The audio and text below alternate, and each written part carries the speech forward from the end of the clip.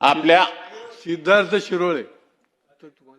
आपण आता हायवेवरनं समजा पुणे मुंबई हायवेवरनं तर मुंबईकडनं पुण्याकडे जायला लागलो तर टोल नाका संपला की तिथे जे वाहतूक पोलीस आहेत ते सगळ्या गाड्या अडवायला सुरू करतात आणि कागदपत्राची विचारणा करतात.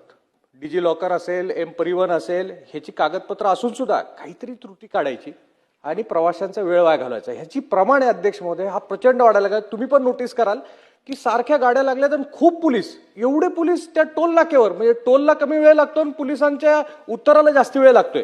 तर मॉर्थचे स्पष्ट निर्देश आहे की अन्य कुठल्याही ट्रॅफिकचं आपण समजा नियमाचं उल्लंघन केलं असेल तर तुम्ही थांबू शकता, अन्यथा उगाच लोकांचा वेळ वाया घालू नये. याच्यामुळे पर्यटनावरती आणि प्रतिमेवरती राज्याचा हा वाईट परिणाम होतोय. तर आपण ह्याची दखल घेऊन एकतर जे पोलीस वाहतूक पोलीस उगाचचे थांबवत आहेत त्यांच्यावरती कारवाई करायची, सक्त कारवाई करायची निर्देश द्या. हे थांबलंच पाहिजे. आणि दुसरं एखादी हेल्पलाईन सुद्धा आपण उघडली पाहिजे जेणेकरून तातडीने तक्रार करता की उगाच सामान्य माणसांना त्रास देतात, तर ह्याचे आपण निर्देश द्यावे.